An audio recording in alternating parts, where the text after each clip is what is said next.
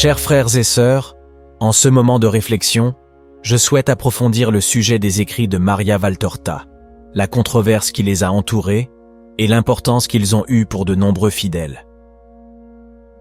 C'est un sujet qui continue de fasciner et de susciter de l'intérêt, car la figure de Maria Valtorta, une mystique originaire de Caserte, a laissé une empreinte significative dans la spiritualité chrétienne moderne.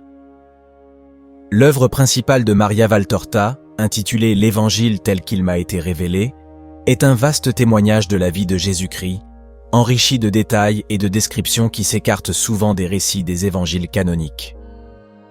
Les révélations intérieures que Maria prétend avoir reçues d'une voix intérieure ont provoqué un profond débat sur leur authenticité et leur origine.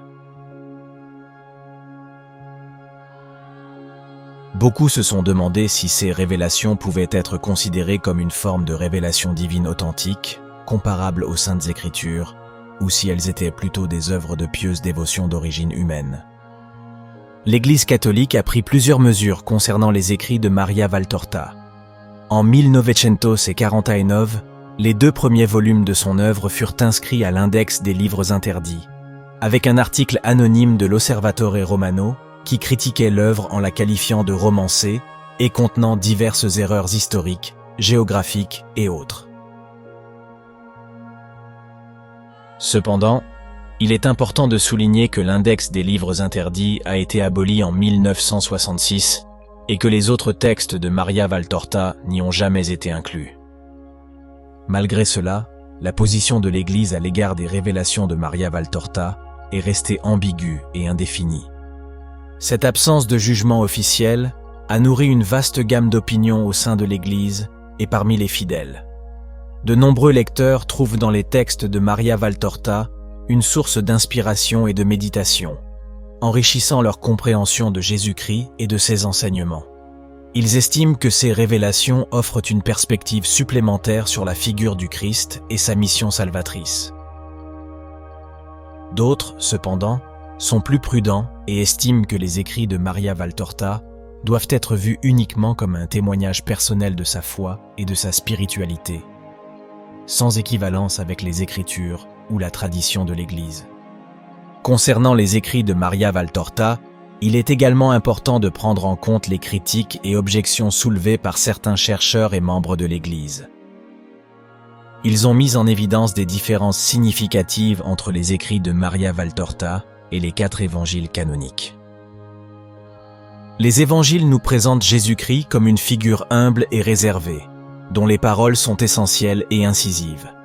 En revanche, les écrits de Maria Valtorta, comme l'Évangile tel qu'il m'a été révélé, semblent montrer un Jésus plus expansif. De plus, la figure de la Vierge Marie dans les écrits de Valtorta est présentée différemment des évangiles. Là où les évangiles la dépeignent comme une femme d'une grande humilité, les écrits de Valtorta la présentent comme plus expressive, fournissant même des enseignements sur la théologie mariale. Cette représentation a été critiquée par certains théologiens. Ces observations critiques ont amené certains théologiens et membres de l'Église à adopter une position prudente concernant les écrits de Maria Valtorta, suggérant qu'ils peuvent être considérés comme un témoignage personnel et dévotionnel, mais non comparable aux Saintes Écritures ou à la tradition de l'Église.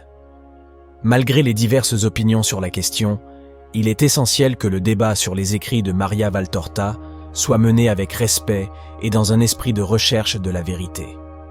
Les chercheurs, théologiens et membres de l'Église continuent d'examiner attentivement ces écrits et de discuter de leurs implications théologiques et spirituelles.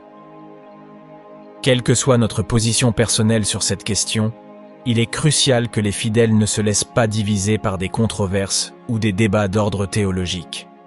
Notre foi en Christ et notre communion au sein de l'Église catholique sont ce qui nous unit en tant que communauté de croyants. Notre attention principale doit rester fixée sur le Christ, sa parole et l'amour du prochain. Il faut toujours se souvenir que le cœur de notre foi est Jésus-Christ, le Verbe fait chair, le Sauveur du monde.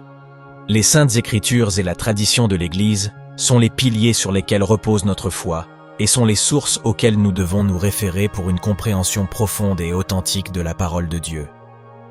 Que le Seigneur nous accorde la grâce d'être toujours guidés par le Saint-Esprit dans notre quête de vérité et notre croissance dans la foi. Prions ensemble pour l'unité de l'Église et pour une meilleure compréhension mutuelle entre tous les fidèles. Que notre foi demeure toujours solide, enracinée dans l'amour du Christ et de sa parole. Faites-nous savoir dans les commentaires ce que vous en pensez et n'oubliez pas de vous abonner à la chaîne pour ne pas manquer les nouvelles vidéos et rejoindre notre communauté de foi et de prière. Que Dieu vous bénisse.